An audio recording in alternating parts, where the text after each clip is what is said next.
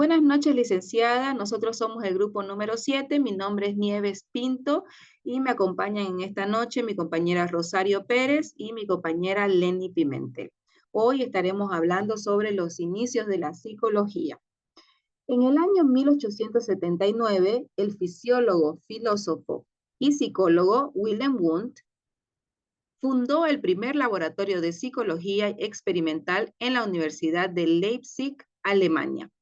Esta fecha es considerada el referente histórico de la universidad que marca el surgimiento de la psicología como una rama separada de la filosofía. Se podría pensar que es una disciplina relativamente joven con alrededor de 138 años de existencia. De ahí la acertada frase del psicólogo alemán Hermann Ebbinghaus, que dice que la psicología tiene un largo pasado, pero una historia reciente. En efecto, esta psicología y los diversos escritos de esos filósofos, Platón, Aristóteles, Agustín de Hipona y muchos más que los acompañaban, encontraremos en ellos y en sus estudios varias preguntas y respuestas de tinte psicológico, solo que no recibían este calificativo en su momento, ya que no existía una disciplina formal llamada psicología. Ahora vamos a conversar sobre las bases teóricas que dieron forma a la psicología como ciencia. Aquí en nuestro mapa mental hemos anotado 4 de esas bases teóricas que dieron paso a esa psicología como ciencia. Como número 1 tenemos dualismo y modismo, en que las teorías dualistas basan sus ideas en que el cerebro y mente son dos realidades distintas, cada propiedad y leyes en específico. El empirismo niega la intuición intelectual aceptando solo la intuición empírica y la intuición sensible. Como tercer punto tenemos el racionalismo. En el racionalismo, el conocimiento y la verdad tienen su origen en la razón. Y finalmente el a priorismo, en el que deriva de la razón acercándose más al racionalismo y considera que el elemento a priori no deriva de la experiencia, sino del conocimiento. Continuamos con el conductismo. Esta corriente muy importante ha sido también gran parte en sus inicios de la psicología y ha marcado también mucho en esta corriente, en esta ciencia. El conductismo es una corriente que se encarga de analizar los comportamientos humanos a partir de los estímulos y respuestas que conforman el ambiente físico, biológico y social del organismo. Esta corriente de la psicología se centra en el estudio de las leyes comunes que determinan el comportamiento humano y animal.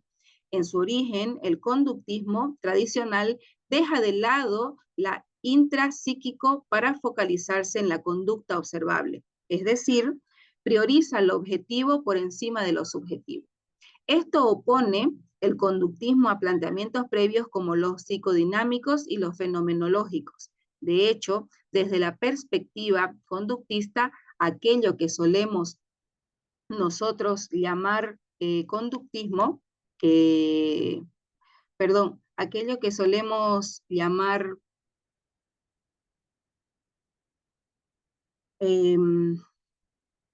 entender como mente o vida mental es tan solo una abstracción de lo que realmente debería estudiar la psicología, los vínculos entre estímulos y respuestas en contextos determinados. Continuando con este tema, mi compañera Rosario explicará acerca de los conceptos básicos del conductismo y los principales representantes del conductismo. En el punto número 3 tenemos los conceptos básicos del conductismo. Número 1, el estímulo. Esto se refiere a cualquier señal, información o evento que produce una reacción, que viene a ser la respuesta de un organismo. Número 2, la respuesta. Es cualquier conducta de un organismo que surge como reacción a un estímulo. Número 3, el condicionamiento. Es el aprendizaje que deriva de la asociación entre estímulos y respuestas. Número 4, refuerzo. Es cualquier consecuencia de una conducta que aumenta la probabilidad de que ésta vuelva a darse. Número 5, el castigo. Es la consecuencia de una conducta que disminuye la probabilidad de que ésta vuelva a darse. Y como punto número 4 tenemos los principales representantes del conductismo.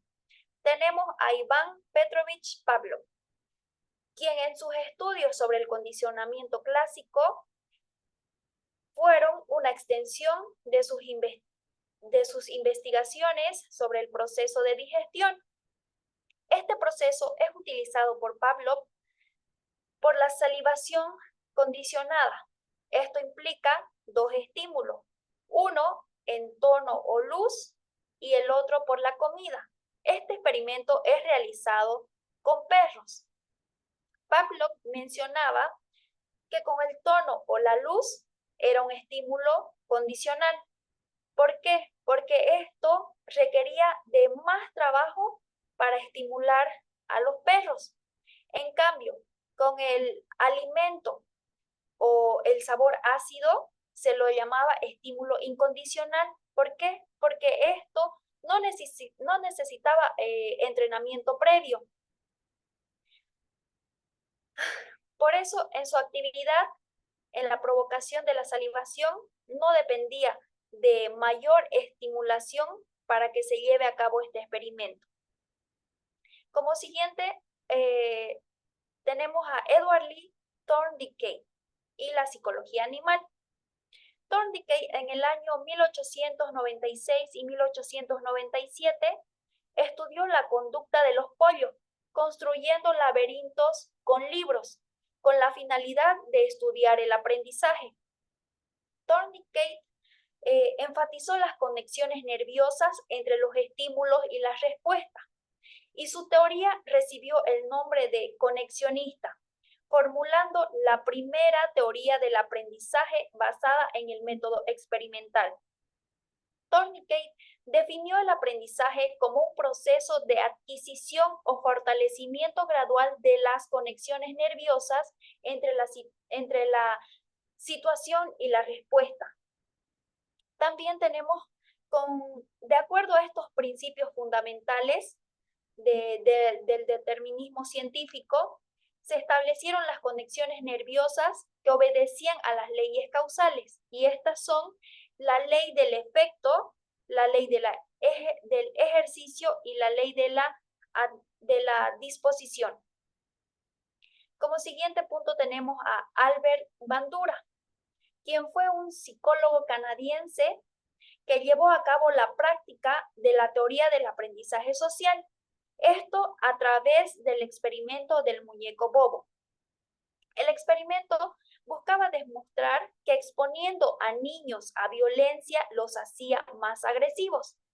Es por eso que Bandura, cuando fue profesor en Stanford, hizo este experimento con niños de preescolar que estaban en la guardería, dividiéndolos en 3 grupos. Al primer grupo los mostró a individuos golpeando al muñeco bobo, y en respuesta a esto, los niños fueron agresivos. En el grupo 2, mostró a los niños, pero sin agresividad hacia el muñeco bobo. Y el tercer grupo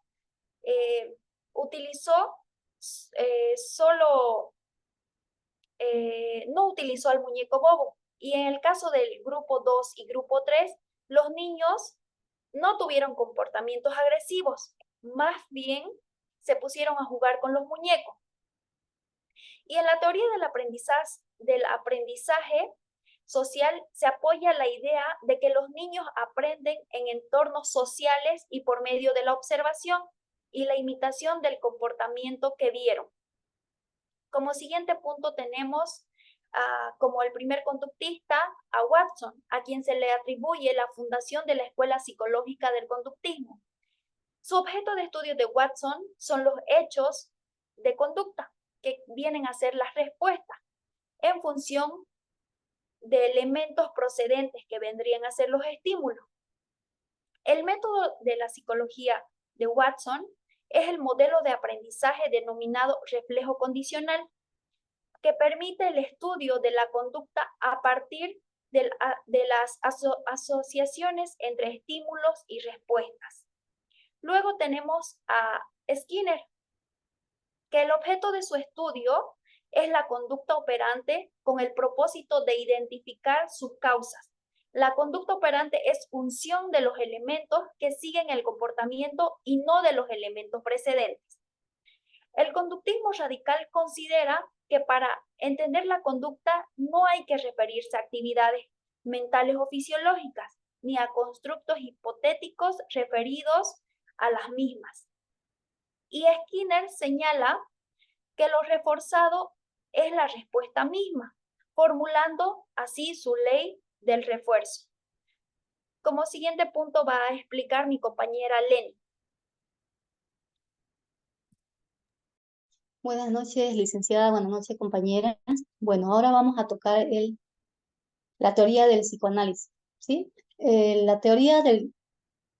una teoría de análisis clínico que analiza el inconsciente de las personas para tratar de entender su comportamiento, sus sentimientos y su modo de pensar, ¿sí? Entre los principios del psicoanálisis podemos ver, se encuentra el consciente, que en el consciente se encuentran los pensamientos, se encuentran los sentimientos y los enfoques actuales. También podemos ver el preconsciente y por último, como dijimos, está el inconsciente, que es el nivel más profundo de nuestra mente. Bueno, ahora vamos a ver las principales contribuciones de Freud, ¿sí? Entre las principales contribuciones de Freud podemos mencionar el modelo estructuralismo de la mente. También tenemos el mecanismo de defensa y tenemos las 5 etapas psicosexuales del desarrollo. Y por último, tenemos la interpretación de los sueños. Gracias. Bien, para acotar un poquito a lo que mi compañera Leni ha expuesto, estas contribuciones de Freud han sido los principales para poder buscar un poco más acerca de la conducta de los seres humanos, ¿no? Con referente a los modelos estructurados de la mente, los mecanismos de defensa y las 5 etapas psicosexuales del desarrollo, más la interpretación de los sueños, buscaban explicar un poco más acerca del comportamiento, tanto desde los niños como también de los adultos, no solamente como hablaba del consciente o el preconsciente, sino también del inconsciente, que es lo que lleva a nuestra psicología a ser una ciencia, para poder, que comprueba ahora a través de estudios y a través de estos experimentos, de que se puede estudiar el comportamiento y la conducta del ser humano. Eso ha sido todo por hoy. Nosotros somos el grupo número 7 y vamos a esperar sus devoluciones, querida licenciada. Muchas gracias. Gracias.